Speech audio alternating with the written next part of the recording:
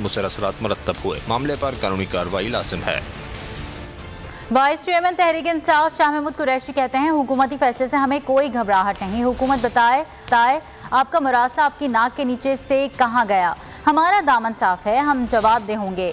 हमने ऐसा कोई कदम नहीं उठाया जिससे मुल्क की वफाद को नुकसान पहुंचे। साबित हो गया साइफर पर हमारा मौक़िफ़ दुरुस्त था। कौमी सलामती कमेटी में भी तस्लीम किया गया साइफर एक हकीकत है। हुकूमत तहकीकात शौक से करे। हुकूमत हमारे खिलाफ मुकदमात शौक से दर्ज कराए। वफाकी काबीना ने आज साइफर की तहकीकात के लिए समरी की मंजूरी दी है।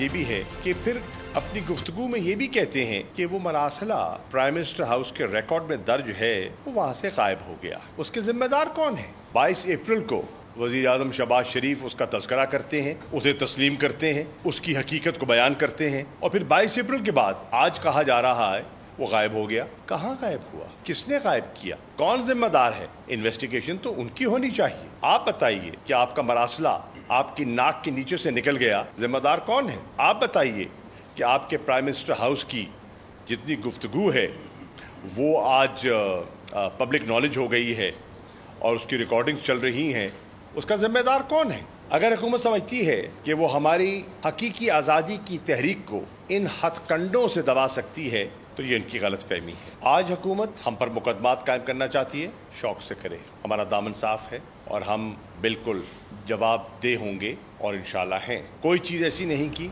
जिससे पाकिस्तान के मफादात को नुकसान हो। और अभी